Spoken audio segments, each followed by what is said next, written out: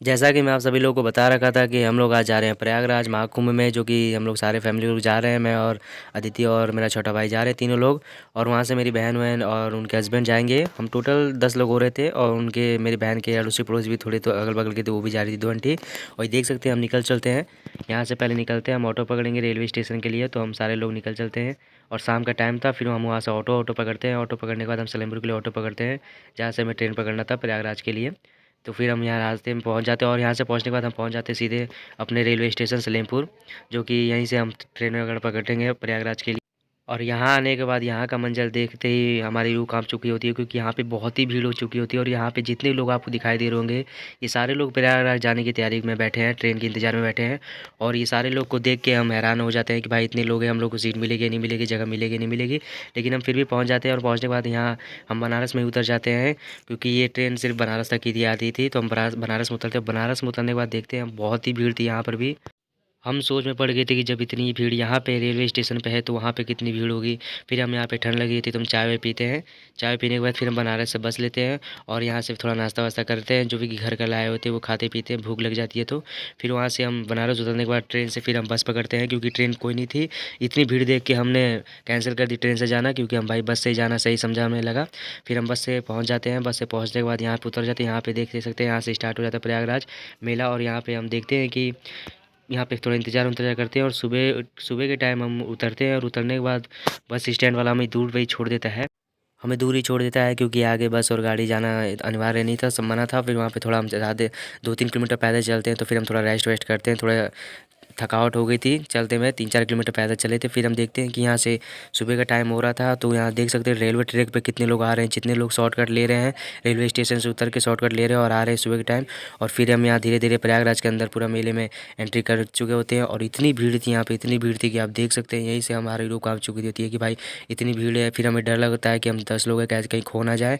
फिर हम सब एक दूसरे का हाथ पकड़ लेते हैं और निकल चलते हैं। देख सकते हैं बहुत ही भीड़ थी, और यहाँ हम एंट्री करते हैं धीरे धीरे। और यहाँ पे अच्छे तरीके से पूरा एंटिंग पेंटिंग करके पूरा सजावट कर दिया गया है, पूरा पेंट वेंट करके बहुत ही अच्छी चित्रकला बनाई गई थी। यहाँ पर इतनी भीड़ देख सकते हैं, बहुत ही भीड़ थी। फिर हम बहुत डर जाते हैं और एक दूसरे का हाथ वाथ पकड़ लेते हैं, और हाथ वाथ पकड़ने के बाद चलते हैं। और अब देख सकते हैं, और फिर और इतनी भीड़ देख के हम तो भाई डर ही गए थे कि कैसे क्या होगा। लेकिन फिर भी हम आगे चलते हैं, बढ़ते हैं। अब आ ही गए थे तो भैया स्नान करके तो जाना ही था, नहा के तो जाना ही था जब आ ही गए थे तो। और यहाँ पे आने के बाद देखते हैं कि यहाँ पर भी तो जितने आगे जा रहे थे उतना ही भीड़ देख के हम और डर लग रहा था, क्योंकि आगे बहुत ही भीड़ थी और घाट यहाँ से बहुत दूर था। यहाँ 2 घाट था, गंगा और संगम। तो हम पहले संगम पे चलते हैं। और क्या कहते हैं, यहाँ पे कुछ हमें पता नहीं चला था कौन कहाँ से जाता। फिर मेरा छोटा वाला बाबू था, बहन का लड़का, तो उसमें बैठा लेता हूँ, क्योंकि भाई छोटा था तो उसे पैदल लेके चलना मुश्किल नहीं वो था, मतलब मुश्किल था पैदल लेके चलना। तो फिर भी इसको कंधे पे बैठा लेते हैं और यहाँ पे हम चलते हैं। फिर हम यहाँ पे घाट पे आ जाते हैं, और नहाने की घाट ढूंढते हैं कि कहाँ हमें नहाना वाना है, कहाँ स्नान वगैरह करना है। फिर हम आगे बढ़ते रहते हैं। यहाँ हर जगह प्रशासन वगैरह बहुत टाइट थी, मिलिट्री वाले, फौजी और एम्बुलेंस वुलेंस सब यहाँ पे सारी व्यवस्था दी गई थी। फिर वहाँ चिंटू जी और ये अदिति और वो पीछे जो आंटी उंटी लोग आ रहे हैं, हम एक शॉल और एक क्या कहते हैं मफलर वगैरह और गमछे वगैरह बांध लिए थे, उसी को पकड़ के हम सहारे हम चले जाते हैं। और यहाँ देख सकते हैं बहुत ही भीड़ थी भाई, दूर दूर तक जो भी दिखाई दे रहा था बस लोगों के सर ही दिखाई दे रहे थे, बाल ही दिखाई दे रहे थे काले काले, और दूर दूर से मतलब अब मैं बता नहीं सकता, आप देख ही सकते हैं, खुद अंदाज़ा लगा सकते हैं कि कितनी भीड़ है यहाँ पे। और मौनी अमावस्या का दिन था, और यहाँ पे हम जैसे तैसे आगे बढ़ रहे थे, लोग नहा के जा भी रहे थे, और आने वाले भी, आने और जाने के दोनों लोगों की संख्या बराबर थी। और एक के ऊपर एक लोग चढ़े जा रहे थे और जा रहे थे, सारे एक दूसरे का हाथ पकड़ रखे थे, कोई रस्सी से अपने आप को घेर रखा था, तो कोई किसी का हाथ पकड़ रखा था। और यहाँ पे बहुत से लोग खो रहे थे, बहुत से लोगों का सामान चोर रहे थे। फिर यहाँ पे घाट पर आ जाते हैं हम, और यहाँ पे नहाने की तैयारी करते हैं। फिर हम एक लोकेशन बना लेते हैं कि भाई सबको नहा के यहीं पे आना है। फिर हम धीरे धीरे 2-4 लोग पार पार जाते हैं एक बार, और जाके नहाते हैं। फिर यहाँ पे देखते हैं ये हेलीकॉप्टर वगैरह भी राउंडिंग लगा रहा होता है, और क्या कहते हैं सिक्योरिटी के तौर पे, और पब्लिक को भी घुमा रहा होता है जो भी हो। फिर यहाँ पे हम नहा वहा के आ जाते हैं, और यहाँ पे आराम से बैठे होते हैं, बैठ के कपड़े वपड़े चेंज करके थोड़ा धूप लेते हैं, क्योंकि ठंड लगी थी, पानी बहुत ठंडा था। पानी बहुत ठंडा होने के कारण हम नहा वहा के कपड़े वपड़े चेंज करके थोड़ा बहुत धूप में बैठते हैं और खाते पीते थोड़ा। और फिर हम जैसे तैसे नहा के चले आते हैं, और फिर हम यहाँ सब जाने की तैयारी करते हैं, थोड़ा बहुत घूम घाम लेते हैं, खा पी लेते हैं, एंजॉय वगैरह कर लेते हैं। तो हम सोचते हैं अब क्यों ना निकला जाए। फिर हम निकलने में मुश्किल थी कि भाई कैसे निकला जाएगा।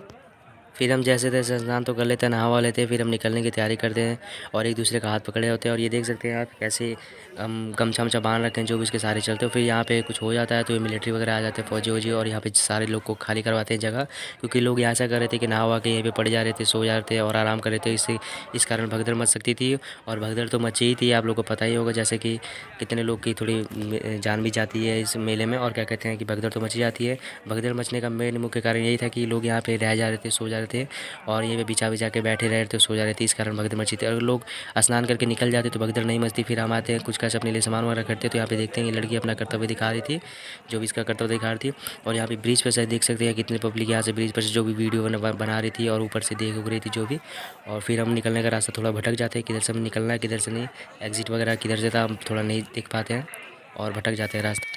फिर हम कुछ सामान वामान जो भी हमें लेना होना होता है ले के फिर हम निकल चलते हैं और रास्ता ढूंढते बाहर निकलने का, क्योंकि यहाँ पे इतनी भीड़ होने के कारण जिस रास्ते से हम आए थे वो रास्ता प्रशासन ने बंद कर दी थी, पुलिस वालों ने वो रास्ता बंद कर दिया था, दूसरे रास्ते से हमें निकलना था। और फिर हम उसी रेलवे स्टेशन पे आ जाते हैं, जोशी रेलवे स्टेशन पे, और ये जाते हैं रेलवे स्टेशन की तरफ रास्ता जा रहा था, तो यहाँ से निकलते हैं। देख सकते हैं रेलवे स्टेशन की तरफ भी कितने लोग आ रहे हैं और जा रहे हैं। फिर यहाँ से हम अपना ये रुद्राक्ष का माला वगैरह लेते हैं, जो भी लेते हैं, अदिति भी अपना पता नहीं क्या माला वगैरह लेती हैं, और घर के लिए भी माला वगैरह लेते हैं। फिर हम जोशी रेलवे स्टेशन पर आके यहाँ पे हमें बहुत दिक्कत होती है, बहुत सारा यहाँ पर भीड़ था, यहाँ पे बहुत सारे आरपीएफ जो भी मिलिट्री वगैरह पुलिस वाले बहुत सारे यहाँ पे तैनात थे, और लोगों को यहाँ से आने जाने का रास्ता उसको बता रहे थे, ट्रेन के बारे में बता रहे थे। फिर हम ट्रेन हमें मिल जाती है और वहाँ की जैसे हमें सीट वीट भी मिल जाती ट्रेन में, और फिर ये ट्रेन हमें सीधा ला के अपने यहाँ सलेमपुर उतारती। लेकिन क्या कहते हैं ये ट्रेन भी बहुत लेट से चल रही थी और शाम का टाइम था, तो अच्छा व्यू आ रहा था, तो मैं थोड़ा वीडियो बना लेता हूँ और फिर हम अच्छे से घर चले आते हैं। मिलते हैं दोस्तों अगले ब्लॉग में, तब तक के लिए बाय।